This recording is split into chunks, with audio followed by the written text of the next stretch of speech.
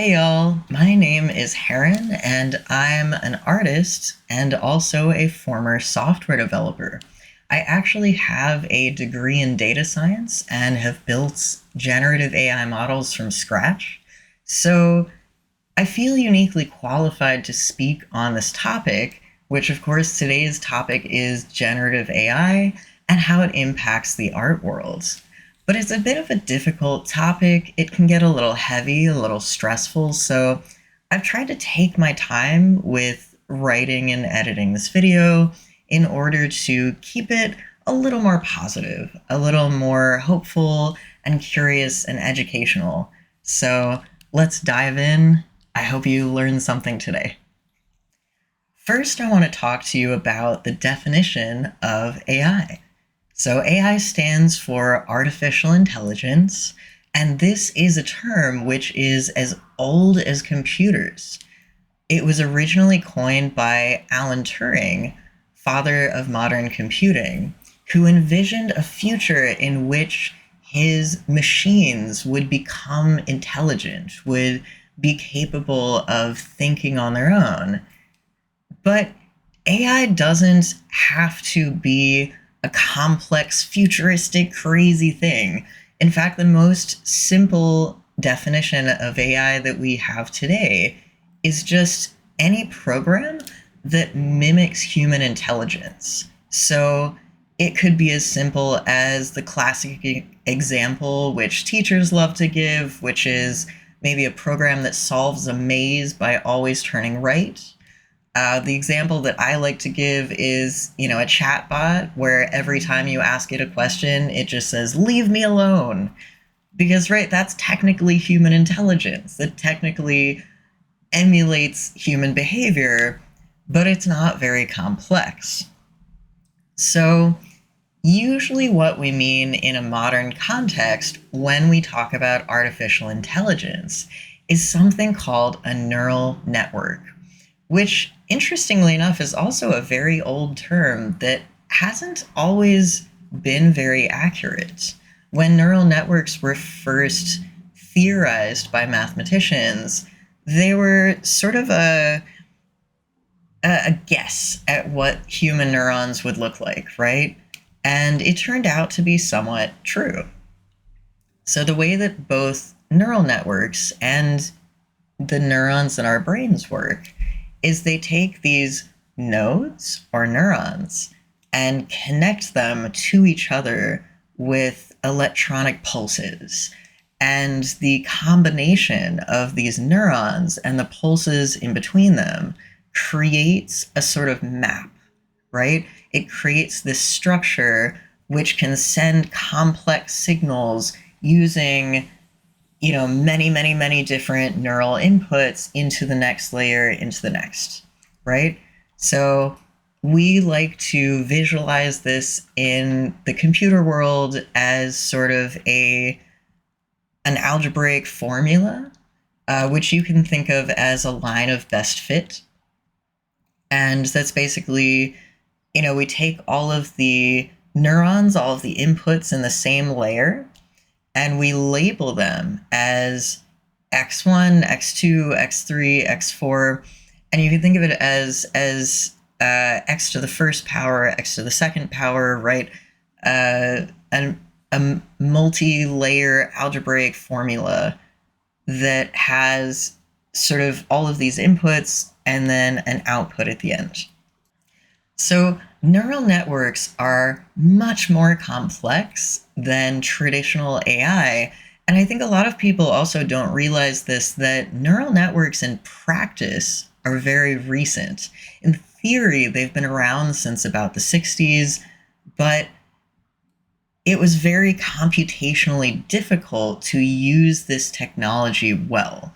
But if you think of historical uses of AI, you might think of Deep Blue, IBM's chess software that famously beat chess grandmaster Garry Kasparov. And that program was pretty much explicitly programmed. And what I mean by that is that the programmers interviewed chess grandmasters and they asked it, what are the best strategies in chess? if I do this move, what move should you do? If I do this move next, what move next? What are the best strategies? And they hard programmed a ton of different if-else loops, right? So it's basically this very, very complicated series of if-else loops that beat a chess grandmaster. But it's not a very advanced type of software. So nowadays, because we have this more advanced technology, because we have really better hardware that can compute millions and millions of billions of things in a second, now we're able to use not only neural networks, but something even more exciting called deep learning software. And so deep learning is when you take not just one neural network, not just one algebraic formula to create an output, but you create layer upon layer upon layer of different formulas, and you connect each one of them with some sort of composite function. So because of this, we use, rather than just a single line of algebra, we use linear algebra, we use something called a matrix. You might have studied this in school. So a matrix, if you think about it, each line of the matrix can represent a single algebraic formula. So the basis of modern AI is basically just taking all of these matrices of data and trying to find the correct weights, and also trying to find the ideal composite function between each layer of this deep neural network. And believe it or not, that is basically what it takes for ChatGPT to understand speech, right? To understand written language, to respond with all of this nuance very nearly correctly, 80-90% of the time now. It is all numbers. It is all ones and zeros. It is all math. And that math has been used to create abstract language, right? Which is the most incredible marvel of modern technology. It is also how AI software has learned to make art or images. If you think about an image, when we put an image into the computer, it is also a matrix, right? So each image is a matrix where each single input on the matrix is a pixel in the picture. So, and each pixel is represented by like a hexadecimal value, what color it is, right? So using this way of breaking down images pixel by pixel by pixel, we can then input these pixels in the same exact way as a matrix into an AI software as an input. So as you might imagine, this is very computationally complex, right? Because most AI software, as it trains, it needs millions and billions of inputs. For example, for the data, when you take an image, the image is, millions and millions and billions of pixels, some of them. You take an input of millions and billions of these images, that is an astronomically enormous amount of data, right? And so because of this, AI image generators, when they're training, have to find ways to take the data from the images, take all of these pixels and compress them, and use all sorts of fancy math formulas, right, to try to analyze them without using every single individual pixel, because that would just be prohibitively difficult and expensive. So this is a good opportunity to transition into the first real downside of using generative AI to make images, which is that it is not cost-effective at all. When Dall-E was first developed by OpenAI, it cost them somewhere between $100,000 and $300,000 to develop, And it's been about 5 years since then, and Dall-E has not turned a profit at all. These image generators are not really profitable for the companies that make them, because when you think about it, it's not really a lot more useful than, say, stock photography, right? Or stock graphics. It's very, very difficult to make comparably, and there's not a lot of great use cases for it that, again, we aren't already using stock images for. So the reason why they keep maintaining the software, right? The reason why they keep working on it, it's not so much a sunk cost fallacy as it is that they're using them as a promotional tool. So if you want to showcase how cool, OpenAI's software is, right? They want to showcase it to investors or people who want to use their products. It's very flashy and cool to say, look, you can type in generate me a logo and blah, blah, blah, and it does it right away. It takes a few seconds. And so they've used this as sort of a marketing gimmick, a sales pitch for their other products, but the image generators are not generating income by themselves so much.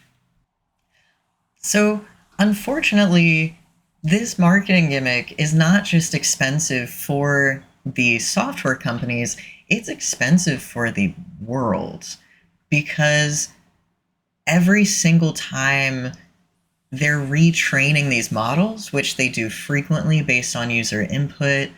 Every time they retrain the models, it is incredibly computationally expensive.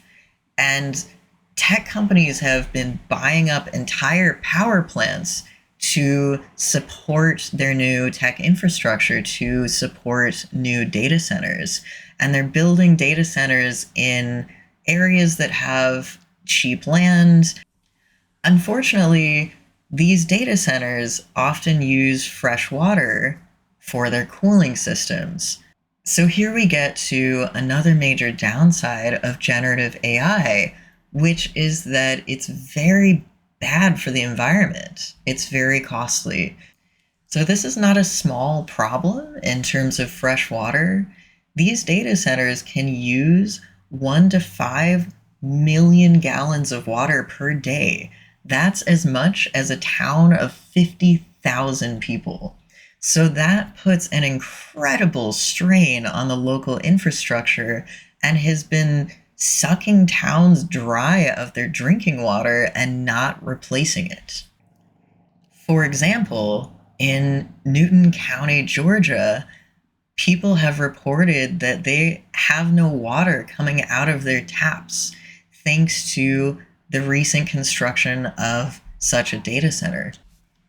So this ecological threat of these big data centers being built to power AI chatbots, AI image generators, it is a bigger problem than you may actually realize, but it is not the only problem by far, because now we're getting to the second issue, which is not only is AI very expensive in terms of energy and other resources, fresh water, it is also very computationally expensive in terms of the data needed to create these models.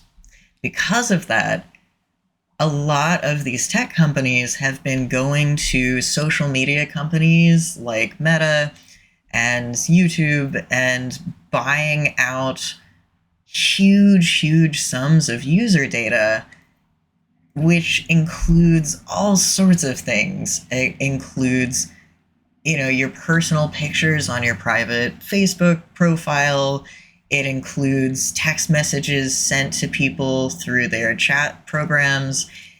And it includes a lot of artwork, which artists uploaded to these sites for their own promotional reasons.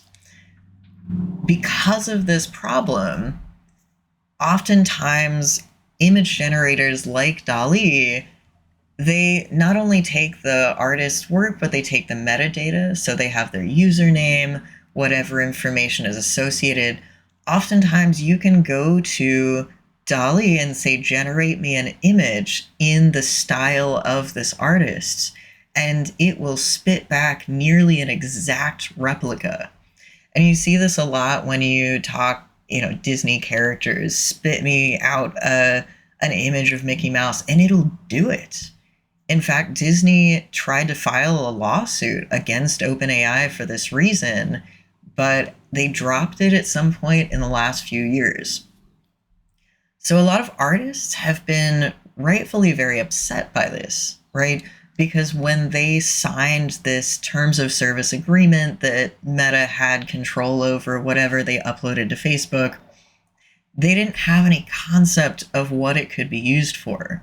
They didn't have a concept of AI being used to generate images based on what they uploaded to Facebook. And so people have been pretty upset about this in the art community, and a lot of people view it as a form of theft. Furthermore, there was a recent court ruling in the US that the AI companies producing these software have all of the copyright laws over the software, and the users generating images using these models cannot copyright them. So that means that the people generating these images from prompts cannot copyright that material, cannot, claim it as their own work. All of the money is still basically going to the software company. So if that's the case, then what is the purpose? What is the use case for these AI image generators? And if you scroll through some of the pre-generated images, you can kind of see why people like them, right? They trained off of a lot of popular pieces of artwork, and because of that, they picked up on a lot of these concepts like, people like bright colors. They like crazy rainbow colors, a lot of detail, very 3D look. So a lot of these images, they stand out, right? They pop on the screen, and they have all these crazy bright colors and high contrast, and they're very, I don't know, I'm trying to find a polite word to say this. They're very generic, but that has mass appeal, right? So if you look at an AI generated image of a forest, and maybe it's got all of these crazy glowing mushrooms and trees everywhere, and it looks very generally appealing on first glance. But as you take a bit of a further look at it, you might start to get this feeling deep down that there's something not quite right. And the term that has been going all around the internet, right, is slop. AI slop. People saying, this isn't artwork, it's slop. What do they mean by that? I think a lot of people, they understand sort of the vibe. They understand the emotional resonance of this word, but it's hard to pinpoint exactly what is wrong with the art being generated because, again, it's very similar to famous popular works of art. The first thing that I noticed personally about this concept is that if it's not something that the AI has trained on millions and billions of examples, if it's something a little uncommon to generate, it's not really going to understand what you're asking for. So I love artichokes. I think they're really cool, and I love eating them. And so I scrolled through some of the artichoke-themed artwork, and it's a little confusing. So Dall-E doesn't seem to really understand contextually what an artichoke is. There may be certain tags that have commonly been used, like plant or food, but because not a lot of people are generating artichoke-themed artwork, a lot of the artwork it generates is very strange. It doesn't look exactly like an artichoke. It has almost this uncanny valley effect. Some of them, it seems to have understood artichokes have this fractal sort of pattern with the leaves, which is much more common among succulents. So therefore, a lot of the artichoke artwork is full of succulents, which doesn't make any sense, right? It's an artichoke and a bunch of cactuses. And this is by far, I think, one of the greatest benefits that we still have as independent artists over generative AI is AI doesn't understand context very well. If it doesn't know that an artichoke is a food and not a succulent, if it doesn't know what a food is and what a succulent is, then it can only reproduce what has commonly been input. It doesn't understand the context. It doesn't understand the meaning. And context and meaning is a huge part of what makes art art. Now we're getting there. We're getting into the meat and potatoes of what is the downside of generative AI. And I think it's also important on the topic of context to bring up creativity.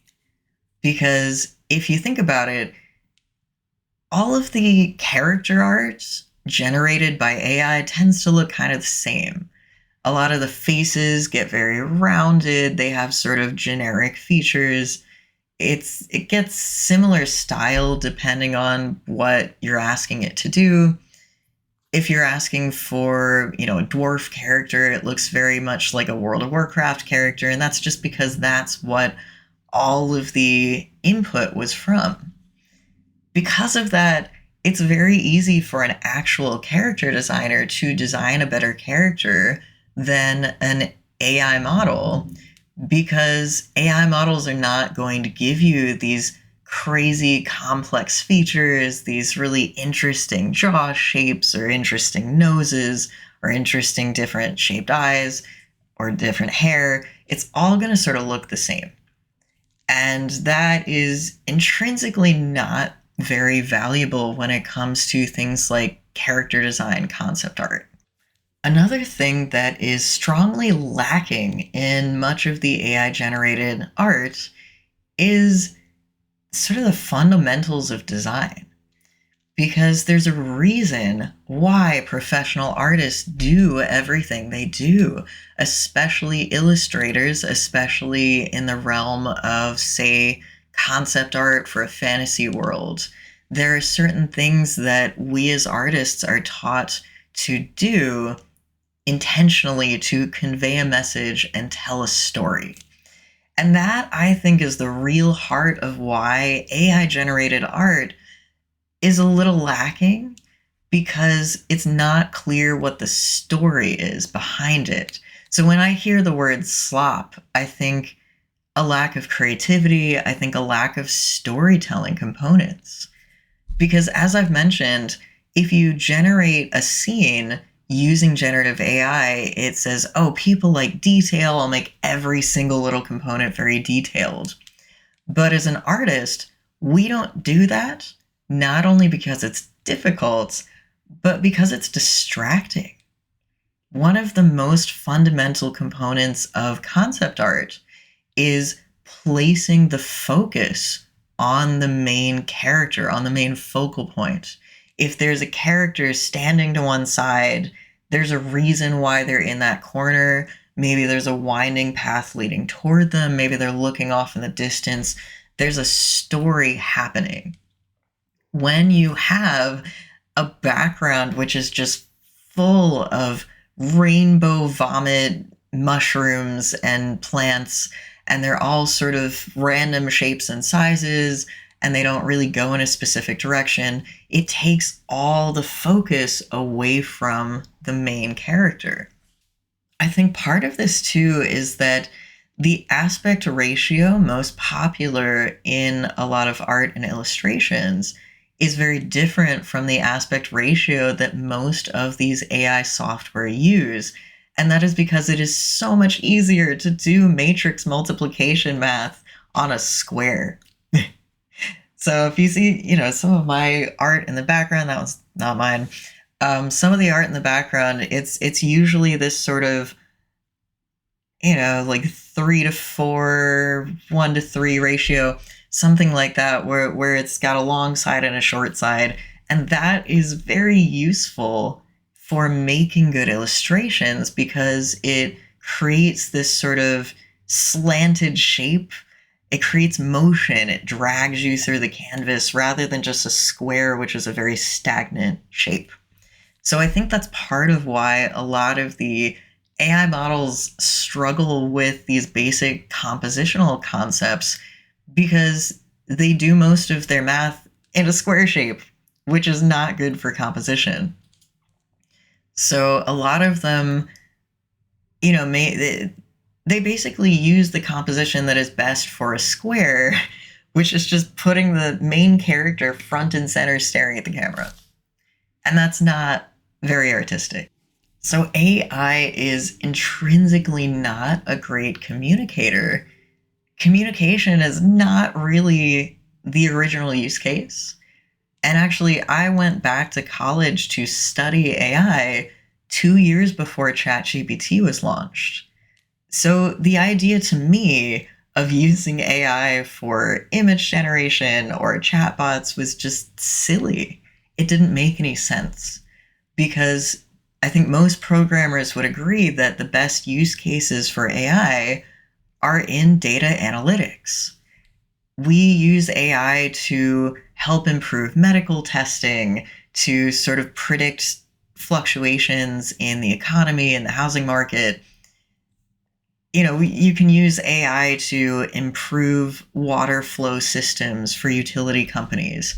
There are a lot of very, very good, very math-driven, data-driven use cases for AI, but art and creativity was never the top of the list. It has become this flashy, showy, gimmicky thing that is becoming very popular, but it's not actually very productive for what it is being sold to do.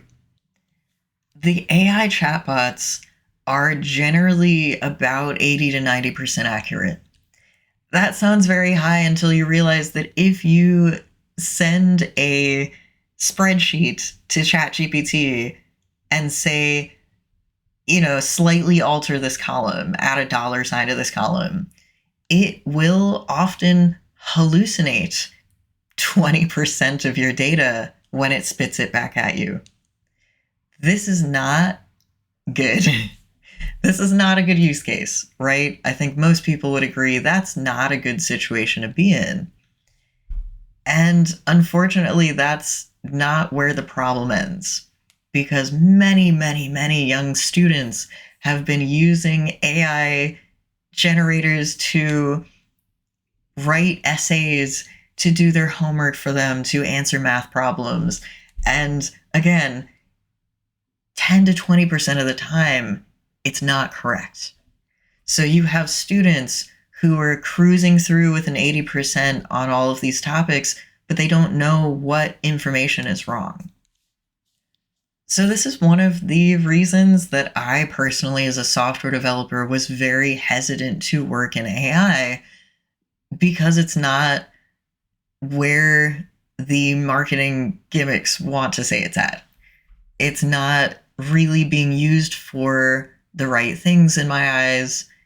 And it's also having this sort of negative effect on students, on the way that we perceive facts and reality. And unfortunately, it's also having a very negative impact on the job market as a whole. In the short number of years that I went back to college after working in tech for quite a while, the tech job market has suffered immensely. It is much, much, much smaller than it was before, and jobs are very, very competitive now, which is a big part of why I no longer work as a software developer. It is also starting to impact other industries. People in finance, people in all these different white-collar industries are at risk of losing their jobs in the near future to AI software.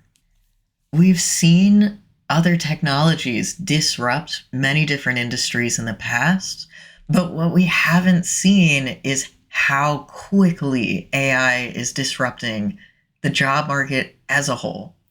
That is a new phenomenon, and it is very scary to many people because it's hard to say what happens next. There are a lot of different opinions on this, and many people in the tech world believe that we need some form of universal basic income going forward to try to prepare for the disruption, to try to cushion the job market for at least a while until we can come up with enough new jobs to replace the ones being lost. In the past, when the printing press was invented, many scribes lost their jobs. They no longer had to write things by hand as often. Some of them studied how to work the printing press and therefore got new jobs doing that. The problem is that AI does not generate a lot of new jobs compared to how many jobs it takes away, because you only need to write one or two pieces of software for the AI to become more self-sufficient. So AI can then go on and write new software for you. It can sometimes even train itself a bit. The number of people required to train and test and implement this new technology is much, much smaller than the number of jobs that AI can replace. People are starting to catch on to this. Between the loss of jobs and the loss of utilities like fresh water and power, people are starting to revolt against the data centers themselves, against the companies. Somebody recently fired a gun into the home of Indianapolis Councilman Ron Gibson's front door, which was very alarming to his family. And there have been a number of sort of short-term victories in terms of people trying to get these data centers shut down. But unfortunately, it is one of those instances where once the cat is let out of the bag, we're not going to stop using this technology. It's, imagine if you were back in the 80s and you said, I don't really want to use this computer technology. It's too confusing.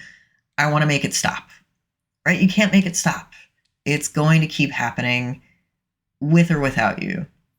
However, that doesn't mean that we are powerless to make our lives better in the face of this new technology.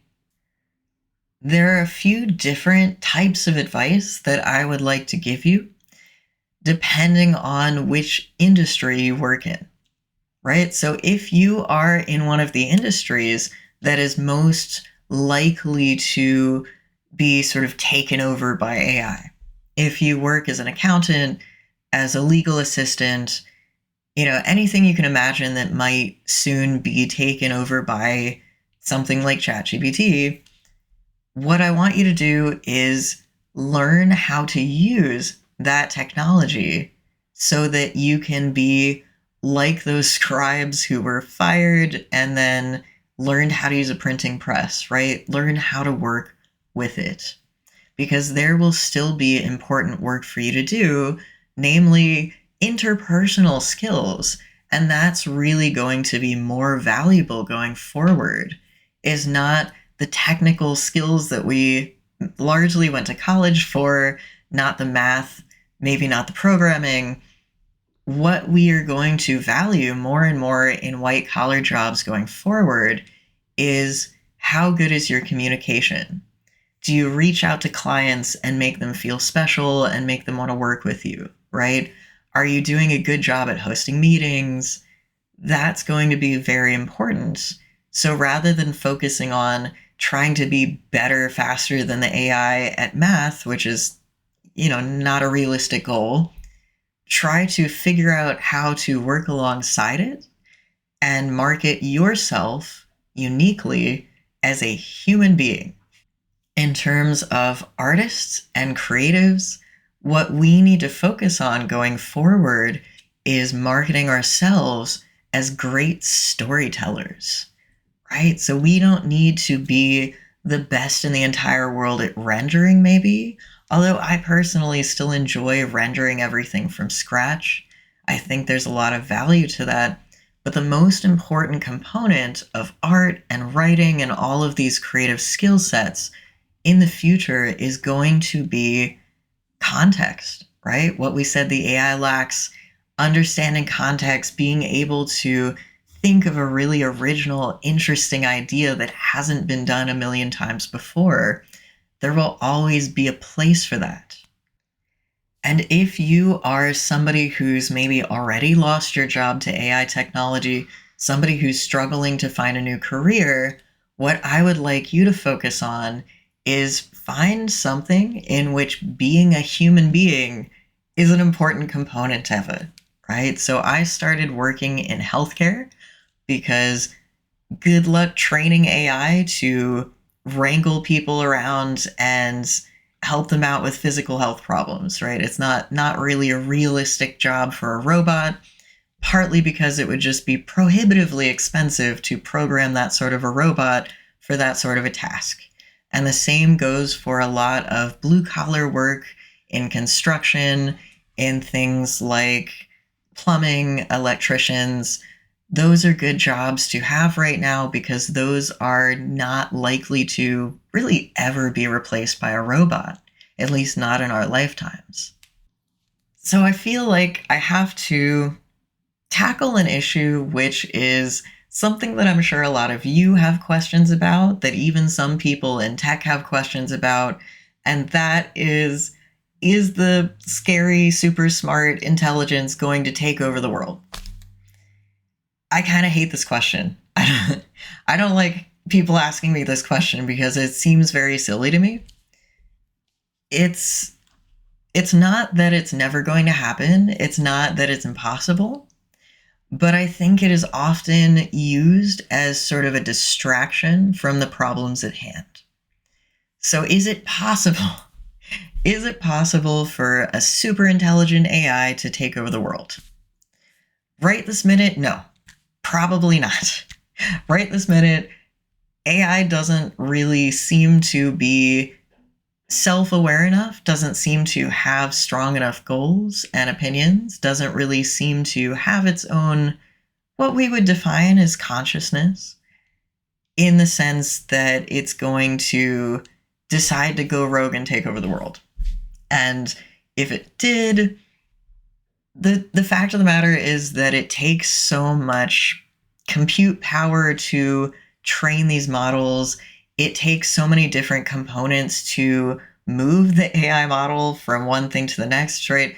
If you think of the stories about AI sending bits of its code base out into the internet, that's not how that works. You would need all the training data, you would need a lot of other files. It's not as simple as just getting the code. So I don't think this is an imminent threat. I don't think it's likely to happen in my lifetime. And if it does, I think there are a lot of other things that we need to worry about first. But I also think that there's no reason for us to assume that an intelligent AI would be more malicious, more dangerous than an intelligent human, right? Do humans try to take over the world from time to time? Yes. Do they destroy the entire world in the process? Not really, no. So what benefit would it be to the AI to destroy humanity? I don't see that as being realistic, because the assumption is that AI would develop maybe emotions that are beyond our comprehension, or that it wouldn't have emotions at all, and it would have some rogue concept of what is right and wrong that makes no sense to us.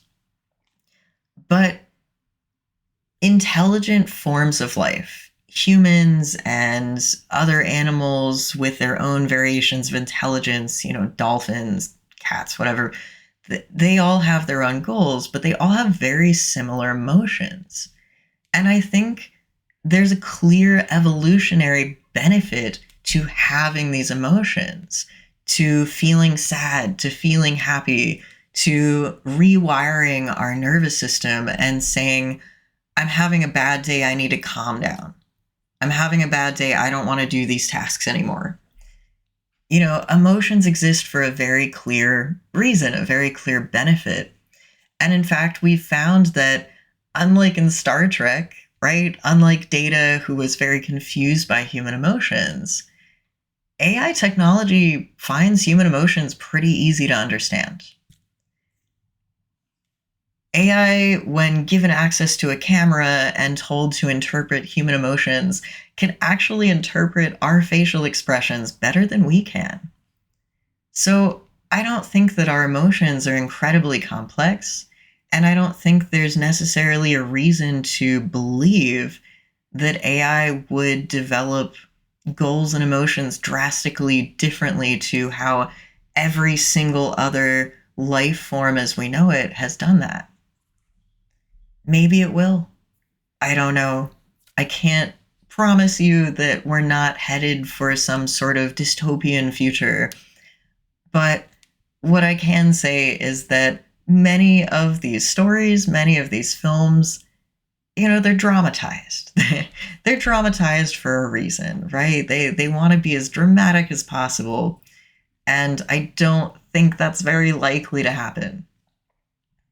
Again, I think the things we should be more focused on are the things that will impact us in the immediate future within the next 10 or so years: freshwater shortages, changes in the job market and the economy. Is AI likely to replace human artists? No, I don't think so at all. I truly believe that AI image generators are basically the next step in stock photography, that they are something that people play around with, that they use in different contexts, but it's not really replacing the top best human artists in particular, because again, if you need millions and millions and millions of inputs to make something that sort of takes an average of all of these inputs, analyzes it, and reproduces it, you are only ever going to have as good a piece of artwork as the average of a million artists. You're not going to be able to reproduce the top performing artists. They will always have a leg up because there aren't enough examples for the sample data set to reproduce. So I think human artists will always have an advantage. I think human artists will keep creating and producing new fabulous pieces of artwork that are meaningful and contextual and honestly just technically better in many ways than AI generated art. That's, I think, really what I want to leave you with today is AI is definitely a disruptor. It's definitely creating a lot of big changes in the world, but it is ultimately, at the end of the day, just another technology. It is just another form of technology that we as humans will have to find a way to regulate better, to live alongside with, to understand better. We'll have to understand what are the shortcomings, what are the actual use cases as this technology grows and spreads, and we may have to change our lives some ways in similar ways to how our predecessors had to change their lives when computers were invented, when the printing press was invented, when paper and ink was invented. Throughout history, humanity has adapted. We have survived this long because we are very adaptable, and our intelligence changes and grows and adapts just like AI intelligence does. So don't stop what you're doing. Keep learning, keep growing, keep making art, and allow the future to be what it is. There's not much we can do to change it. We can help push for better regulations, and I do encourage you to call your local congresspeople and try to convince them we do need better regulations. We do need legislation that will better regulate this technology.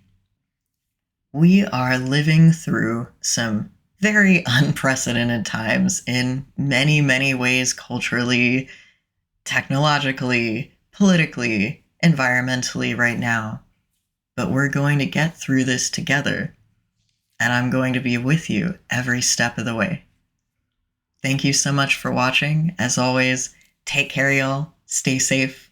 I'll see you in the next one.